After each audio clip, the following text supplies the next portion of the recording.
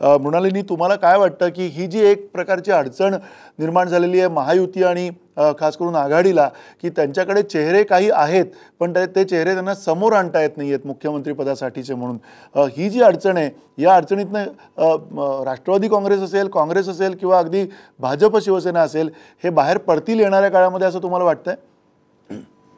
मला असं वाटतं येणारी विधानसभा निवडणूक अतिशय महत्त्वाची आहे हे आघाडीलाही माहिती आहे, युतीलाही माहिती आहे. या संदर्भातला कोणताही वाद न करता ते मतदारांचा कौल घेणार आहेत. त्यासाठीच भाजप आणि सेनेनी कोणतंही शीतयुद्धामध्ये न ठेवता सध्या तरी मुख्यमंत्री पदाचा वाद निर्माण करायचा नाही हे ठरवलेलं आहे. उद्धव ठाकरे यांना सर्वाधिक पसंती मिळालेली आहे, पण त्याचबरोबर मोदींनी दिलेला उमेदवार पसंत असेल असं दुसरंही मत तेवढंच महत्वाचं आहे, त्याला मिळालेली टक्केवारी जास्त आहे. आता मुद्दा राहतो काँग्रेस आणि राष्ट्रवादी काँग्रेसचा.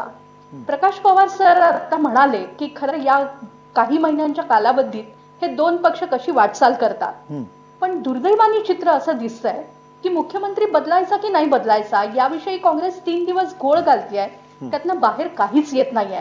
त्यामुळे खचलेल्या मानसिकतेतला सत्ताधारी पक्ष येत्या 40 दिवसात 3 महिन्यात कशा रीतीने सावरतो याबद्दल आज तरी केवळ अंधार दिसतोय. त्यामुळे मोदींच्या व्यक्तिमत्वात मग ते रेल्वे भाववाढ करत काही अप्रिय निर्णय घेत लोकप्रियता काहीशी कमी होईल, पण आज तरी भाजप सेना महायुतीला या सर्वेनी ऍडव्हान्टेज दिलेला आहे. मंदारजी, आपण लोकसभेत जे सर्वे केलेले होते ते देखील तंतोतंत खरे नंतर ठरत गेले. नक्की आघाडी काहीशी सुधारली पण पुन्हा लोकांनी युतीलाच पसंती दिली, तेच लक्षात घ्यावं लागेल. नक्की, म्हणजे एक जी आत्ताची जी काही परिस्थिती आहे त्याच्यामध्ये निश्चितच महायुतीला ॲडव्हान्टेज आहे. डॉक्टर राजू वाघमारे, तुम्हाला ही परिस्थिती जी आहे आत्ताची त्या परिस्थितीमध्ये काही आशेची स्थानं दिसत आहेत का? या परिस्थितीमध्ये जे काही समोर आलेली जी सर्वेक्षणातली जी निरीक्षणं आहेत त्या निरीक्षणामध्ये तरी तुम्हाला कुठे काही आशेचे धागे सापडत आहेत का? मंदारजी, सर्वे ह्या प्रकाराशी आमचा पक्ष कधीच सहमत झालेला नाहीये आणि आम्ही त्या बाबतीत आमचं मत आम्ही सांगितलेलं आहे. कारण अशा प्रकारचे सर्वे करताना तुम्हाला कमीत कमी 10% त्या पद्धतीने सर्वे करावे लागतात. तर त्या मुद्द्यावर मी जाणार नाही. मी राजकारणाच्या बाबतीत बोलेल, कारण सर्वेच्या बाबतीत मी काय बोलणार नाही. प्रश्न पडतोय की राजकारणाच्या बाबतीत आज गेली 15 वर्ष काँग्रेस आणि राष्ट्रवादींनी जे केलेलं काम आहे ते काम घेऊन लोकांपर्यंत प्रभावीपणे जाण्याचं एक आव्हान आमच्या समोर आहे की जे लोकसभेमध्ये कुठेतरी आम्ही पक्ष म्हणून कमी पडलो असू. विधानसभेचे प्रश्न आणि लोकसभेचे प्रश्न याच्यामध्ये खूप तफावत असते. विधानसभेमध्ये आपण स्थानिक पातळीवर आमदारांचं जनतेशी संपूर्णपणे थेट संवाद असतो, ते स्थानिक पातळीपर्यंत पोहोचलेले असतात. त्याच्यामुळे लोकसभेच्या निवडणुकीचा परिणाम किंवा तशा प्रकारचा परिणाम विधानसभेच्या निवडणुकीवर होत नाही. कारण जर ह्याच्या पूर्वीचा इतिहास जरी आपण आपण पूर्वीच्या तुमचं म्हणणं आहे की विधानसभेचे जे निकष असतील मतदानाचे ते मतदारांचे वेगळे असतील असं तुम्ही म्हणताय. अंकुश काकडे, तुम्हाला हे मान्य आहे का की विधानसभेतले जे निकष असतील ते वेगळे असतील, पण ते वेगळे असताना याच सर्वेक्षणामध्ये हे स्पष्ट झालेलं आहे की पक्ष कुठलाही असतो, विद्यमान जे आमदार आहेत त्या आमदारांच्या बद्दल सुद्धा नाराजी आहे एक प्रकारची मतदारांमध्ये. ती नाराजी सुद्धा खूप बोलकी आहे असं तुम्हाला वाटत नाही आहे का? नाही मंदारजी, सर्वेक्षणामध्ये आपण म्हटलं की विद्यमान आमदारांच्या वरती बदल हवाय असं म्हटलंय. आता तोच जर का आपण विचार केला तर कोकण मुंबई भाग असेल किंवा मराठवाडा असेल, या ठिकाणी सेना भाजपचे आमदार जास्त आहेत. मग त्या ठिकाणी तो बदल होणार आहे. तो बदल जसा काँग्रेस आणि राष्ट्रवादीच्या बाबतीमध्ये होणार आहे तसाच बदल सेना आणि भाजपच्या बाबतीमध्ये देखील होणार आहे. आपल्याला एक मी गोष्ट मूळमध्ये सांगतो की या ठिकाणी फक्त महाराष्ट्राचा मुख्यमंत्री आगामी कोण असेल हे फक्त शिवसेनेने जाहीर केलेलं आहे. काही प्रमाणामध्ये मनसेने देखील राज ठाकरेंचं नाव पुढे आणलंय. पण जे महत्त्वाचे आणखी 3 पक्ष आहेत, मग ते राष्ट्रवादी असेल, काँग्रेस असेल किंवा भारतीय जनता पक्ष असेल, त्यांनी त्यांचा चेहरा अजून लोकांसमोर आणलेला नाही. त्यामुळे आज लोकांसमोर फक्त एकच चेहरा आहे. ज्यावेळेला हे बाकीचे 4 चेहरे येतील त्यावेळेला लोकांची मतं ही विभागली जातील. काही जण राष्ट्रवादीच्या नेत्याला पसंती देतील, काही काँग्रेसला देतील, काही भाजपला देतील. त्यामुळे आज जे उद्धव ठाकरेंवरती मत दिसतंय ते मत साहजिकच पुढच्या कालखंडामध्ये अजित पवारांचं सुद्धा स्थान मुद्दा त्याच्यावरती अव्वल आहे. म्हणजे या तिन्ही या सर्व चेहऱ्यांमध्ये अजित पवार सुद्धा वरती आहेत. हेही तुम्हाला लक्षात घ्यायला हवं. कारण नाही, पण अजून ऐकून घ्या ना की अजून आम्ही त्यांना उमेदवार म्हणजे मुख्यमंत्री प्रोजेक्ट केलेलं नाही. त्यामुळे लोकांच्या मनातल्या भावना ज्यावेळेला आम्ही प्रोजेक्ट करू त्यावेळेला आणखी मतं त्यांच्याकडे वळल्याचं आपल्याला पाहायला मिळेल. पण आम्ही राष्ट्रवादी काँग्रेस पक्षाच्या बाबतीमध्ये की आम्ही आज कोणताही चेहरा समोर आणणार नाही. सामुदायिक नेतृत्वाने या निवडणुकीला सामोरं जाणार आहोत आणि त्यानंतर निवडून आलेले विधानमंडळातील सदस्य आपला नेता कोण असेल तो निवडतील. आदरणीय पवार साहेब त्या बाबतीमध्ये महत्वाची भूमिका करतील. आणि दुसरी महत्वाची गोष्ट की आपला हा सर्वे एक 2 दिवसापूर्वी झालेला आहे. काल आणि परवाच्या रेल्वे दरवाढीचा परिणाम पुढचा ज्यावेळेला आपला सर्वे होईल त्याच्यावरती किती होईल ते जरूर पहा. म्हणजे आज जरी या ठिकाणी 57% किंवा 57% सेना भाजपला लोक प्राधान्य देत असले तरी या दरवाढीमुळे किंवा पुढच्या 15-20 दिवसामध्ये केंद्रामध्ये असलेलं एनडीए सरकार कशा पद्धतीने काम करतंय याचा परिणाम देखील या येणाऱ्या सर्वेक्षणामध्ये पाहायला मिळेल. आणि एक गोष्ट लक्षात घ्या, लोकसभेमध्ये आमचा दारुण पराभव झाला हे आम्ही मान्य केलं. जनतेचा कौल आम्ही स्वीकारला. काय चुका झाल्या, कुठे आम्ही कमी पडलो हे सगळं आम्ही आत्मचिंतन केलेलं आहे. चांगल्या केंद्र सरकारच्या योजना लोकांपर्यंत आम्ही पोहोचवण्यामध्ये कमी पडलो, सोशल मीडियामध्ये आम्ही कमी पडलो. पण काँग्रेस असेल, राष्ट्रवादी काँग्रेस असेल, आम्ही या सगळ्या गोष्टीपासून धडा घेतलाय. गेल्या महिनाभरामध्ये निकाल लागल्यानंतर आम्ही या सगळ्या गोष्टींमध्ये जाणीवपूर्वक लक्ष दिलेलं आहे आणि येणाऱ्या 2 महिन्यामध्ये ते चांगलं चित्र तुम्हाला पाहायला मिळेल. तुम्ही त्या अर्थाने अर्थातच तुमचा आत्मविश्वास त्याच्यामध्ये तुमच्या बोलण्यातनं दिसतोय कुठेतरी. रवी श्रीवास्तव, तुम्हाला असं वाटतं का की हे जे आता सर्वेक्षण झालेलं आहे या सर्वेक्षणात हळूहळू काहीतरी जी भरती आलेली आहे, जी लाट आलेली आहे मोदींची, ती लाट कुठेतरी कमी होईल, तो जो प्रभाव आहे तो कमी होईल असं तुम्हाला वाटतंय?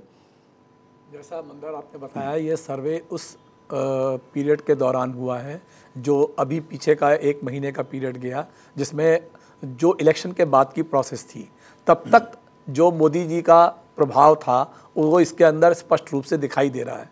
परंतु आप एक बात ये देखेंगे कि आगे जो स्थिति है वो दिन पर दिन विकट होती जाती है और जब तक आप असेंबली के विधानसभा के चुनाव के पास पहुंचेंगे तब तक स्थिति बहुत कुछ बदल चुकी होगी. मैं आपको ये बताऊं कि अगर आज या कल में आप यहाँ पे मुंबई के अंदर चुनाव कराएं तो मैं समझता हूं कि शायद पूरी भाजपा जो है और शिवसेना भी दोनों मिला करके साफ हो जाएगी. अच्छा, क्योंकि जिस तरह के निर्णय आते जाएंगे उनका परिणाम जो है वो धीरे धीरे बदलता जाएगा मतदाता के ऊपर. आशीष जयस्वाल, तुम्हाला हे मान्य आहे का की हा जो प्रभाव आहे तो येणाऱ्या काळात कमी होईल? तुम्हाला एक प्रकारचं मोठं आव्हान आहे येणाऱ्या काळामध्ये, कारण जी लाट निर्माण झाली होती त्या लाटेनंतरची ज्या अपेक्षा होत्या त्या अपेक्षा येणाऱ्या काळात जर पूर्ण झाल्या नाही आहेत, त्या वेगाने जर का त्या अपेक्षांकडे जर पोहोचू शकलं नाही केंद्र सरकार, तर मात्र तुम्हाला अत्यंत कठीण परिस्थिती असेल असं तुम्हाला वाटतंय?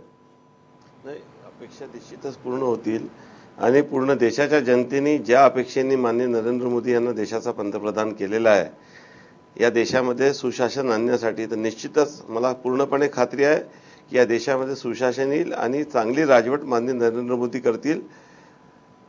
लोकांना आवडणारे निर्णय काही काळी घेण्यापेक्षा भविष्यामध्ये या देशाला चांगल्या रुळावर आणून योग्य तो विकास या देशाला साध्य करण्याची नरेंद्र मोदीकडून या देशाच्या जनतेने जी अपेक्षा केली आहे ते पूर्ण होईल. त्याच्यामुळे नरेंद्र मोदी यांचा फायदा जी काही आम्हाला व्हायचा तो होणारच आहे.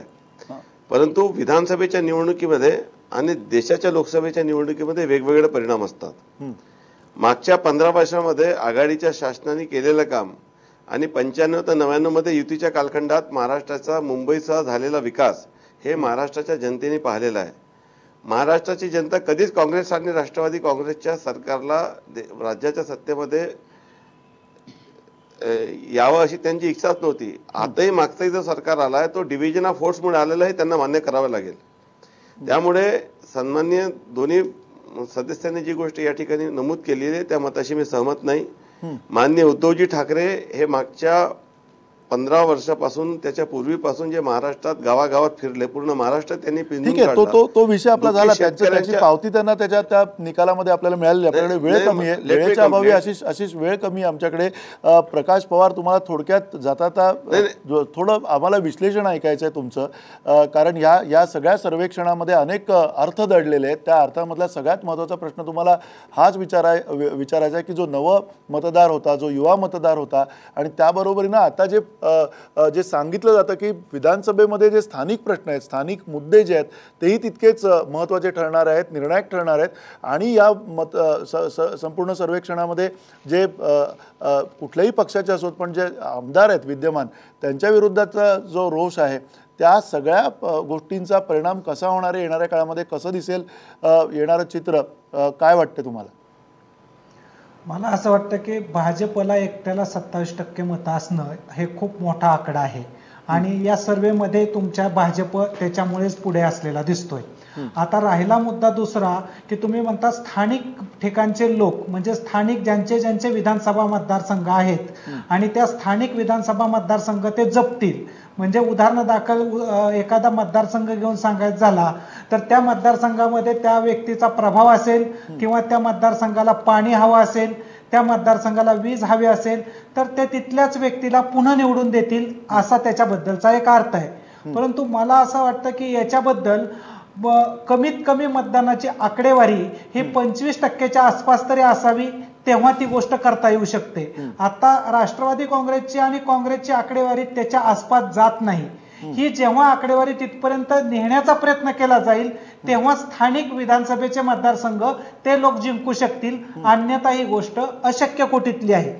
दुसरा याच्यानंतर या सर्वेच्या बद्दलचा मुद्दा आहे की भाजप कसंही केलं तरी, म्हणजे जरी शिवसेनेला तुमच्या सर्वेमध्ये 1 नंबरचं स्थान मिळालेलं असेल मुख्यमंत्री पदाबद्दल, तरी सुद्धा भाजप हा महाराष्ट्रातला 1 नंबरचा पक्ष राहणार आहे. कारण त्याची ताकद, त्याचा विस्तार आणि मोदींचा असणारी त्यांच्यावरची निष्ठा, या सर्वच गोष्टी बदललेल्या स्वरूपाच्या आहेत. आणि हा बदल, तुम्ही जी गोष्ट आता बोलला की नवा मतदार वर्ग, आणि जो मतदार वर्ग राजकारणाबद्दल तुच्छता दृष्टी देऊन होता, राजकारणात सहभागी होत नव्हता, राजकारणापासून अलिप्त होता, तो समूह ऍक्टिव्ह झालेला आहे. तो समूह भाजपकडे आहे. त्या समूहाला आजच्या घडीला तरी राष्ट्रवादी काँग्रेस किंवा शिवसेना ओढून आणू शकणार नाही. याच्यामुळे प्रश्न असा आहे की 1 नंबरला पक्ष उभारून येण्याची शक्यता भाजप असेल, 2 नंबरला राष्ट्रवादी येणार का शिवसेना, हा मुद्दा असणार आहे. आणि 3 नंबरचा प्रश्न आपोआपच शिवसेना किंवा राष्ट्रवादीचा राहतो. आणि माझ्या दृष्टिकोनातून, सर्वेतल्या आकडेवारीच्या दृष्टिकोनातून सुद्धा काँग्रेसला महाराष्ट्रामध्ये कुठंच नीट सामाजिक पाठिंबा नाही. त्याच्यामुळे काँग्रेसचं आजच्या घडीला तरी स्थान हे 4थ्या क्रमांकावरती जातं. हे एकूण महाराष्ट्राचं या सर्वेच्या आधारे मला चित्र दिसतं. ठीक आहे, हा जो सगळा सर्वेक्षण झालेलं आहे हे अत्यंत पहिलं सर्वेक्षण आहे.